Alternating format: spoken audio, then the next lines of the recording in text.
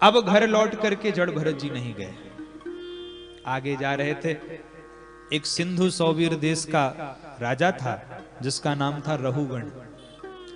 वो पालकी में बैठ करके सत्संग सुनने के लिए जा रहा था। रजोगुणी था, सत्संग सुनने तो जा रहा था पर पालकी में बैठ के जा रहा था। अचानक से एक कहार बीमार पड़ गया, तो 3 कहारों से पालकी तो चलेगी नहीं। तो तीनों कहार आके बोले, महाराज एक कहार बीमार पड़ गया, अब क्या करें? राजा रहुगण ने कहा, जो मिल जाए उसी को लगा लो। अब तीनों कहार ढूंढ रहे थे, कोई मिले, और कौन मिल गया? बोले फिर से जड़ भरत जी महाराज ही मिल गए। तो तीनों कहारों ने जड़ भरत जी महाराज को बुलाया और उनके कंधे पर एक सिरा रख दिया। अब पालकी चलने लगी। देखिए, संत जो होते हैं उनके हृदय में बड़ी करुणा होती है। अब जड़ भरत जी महाराज के पैरों के नीचे जैसे ही कोई चींटी आती है, वैसे ही जड़ भरत जी महाराज उछल जाते हैं। और जड़ भरत जी महाराज उछलते हैं तो राजा की खोपड़ी चटाक से पालकी में जाकर के लड़ती है। अब राजा भी सिर बाहर निकाल के देखता है, मूर्खों कैसे पालकी चला रहे हो? कहारों ने कहा, सरकार हमारी कोई गलती नहीं है, ये जो अभी अभी लगा है ये उछलता ज्यादा है, ये बात बात में उछल जाता है, अब हमको कुछ पता ही नहीं चलता है, आपकी खोपड़ी लड़ जाती है ऊपर, अब हम क्या करें? तो राजा ने जब देखा बढ़िया हृष्ट पुष्ट शरीर जड़ भरत जी महाराज का, तो राजा रहुगण व्यंग करने लगे। अरे राम राम राम, बेचारा 2 हड्डी का आदमी हो, पूरा शरीर भार तुमने उसी के ऊपर रख दिया है, कैसे चलेगा? जड़ भरत जी महाराज ने अपना अपमान सह लिया, कुछ बोले नहीं। और पुनः जब आगे चले तो फिर जड़ भरत जी महाराज के नीचे पैरों के कोई चींटी चींटा दिखा और जड़ भरत जी महाराज फिर उछल पड़े। और जैसे ही उछले पुनः राजा की खोपड़ी चटाक से लड़ी। और अब तो इतना क्रोध आया कि क्रोध में आकर के राजा रहुगण ने जड़ भरत जी महाराज से कहा, अरे मूर्ख, वो दंड दूंगा कि यमराज भी कांप जाएगा।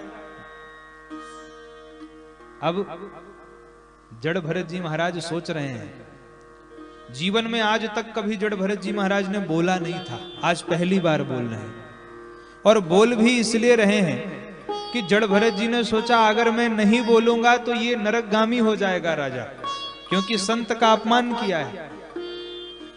और अगर यह नरक में चला जाएगा तो सत्संग की महिमा घट जाएगी। लोग कहेंगे राजा सत्संग सुनने जा रहा था फिर भी नरक में चला गया, इसलिए आज मुझे बोलना ही पड़ेगा। तब जड़ भरत जी महाराज बोले। और जड़ भरत जी ने कहा, राजन तुम किसको दंड दोगे? किसको दंड देने की बात कर रहे हो?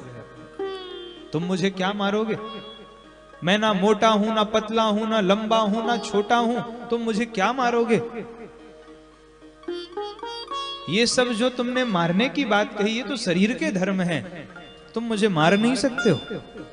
और राजा ने ध्यान से सुना, इतनी सुंदर बात।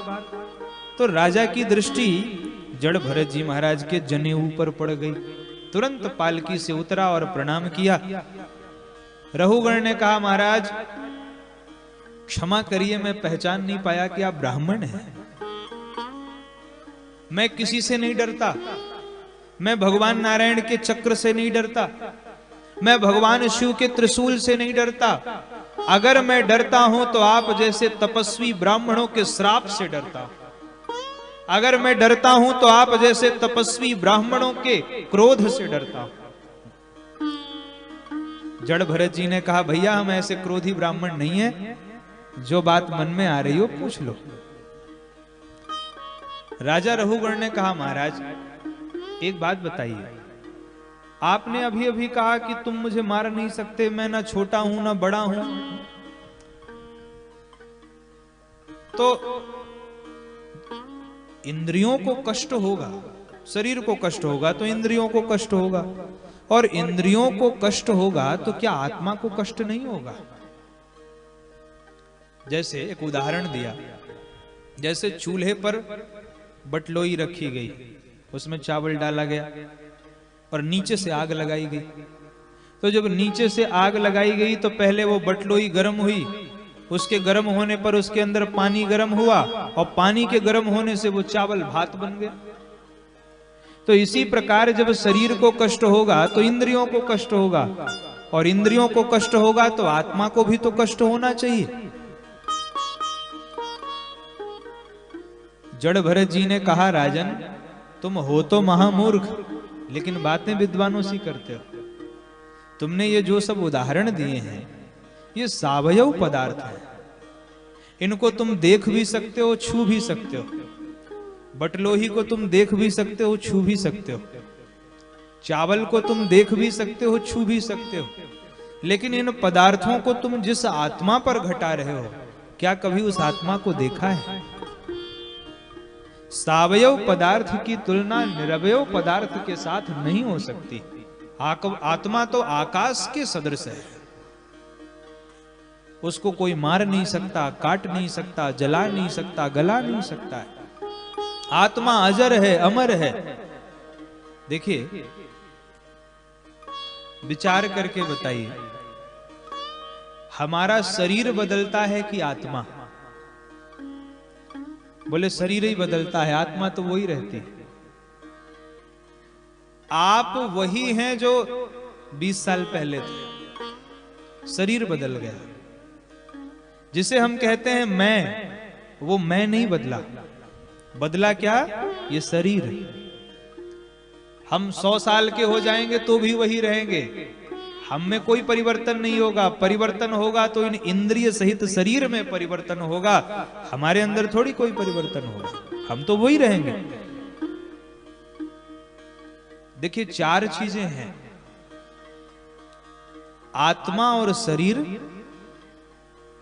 और संसार और परमात्मा। ये 4 ही चीजें हैं, संसार, परमात्मा और शरीर और आत्मा। अब इसमें 2 परिवर्तनशील हैं और 2 अपरिवर्तनशील हैं। संसार परिवर्तनशील है और भगवान अपरिवर्तनशील हैं। इसी प्रकार शरीर परिवर्तनशील है और आत्मा अपरिवर्तनशील है। तो आत्मा और परमात्मा अपरिवर्तनशील हैं और शरीर और संसार परिवर्तनशील है। शरीर भी बदलता है और संसार भी बदलता है, और आत्मा भी नहीं बदलती और परमात्मा भी नहीं बदलते। तो कितनी सीधी सी बात है, जो बदलने वाला है उससे बदलने वाले की सेवा की जाए, और जो ना बदलने वाला है उससे ना बदलने वाले की सेवा की जाए। शरीर बदलने वाला है तो इससे संसार की सेवा की जाए, और आत्मा बदलने वाली नहीं है तो इससे परमात्मा की सेवा की जाए। कर से कर्म करो विधि नाना, और मन राखो जहां कृपा निधाना।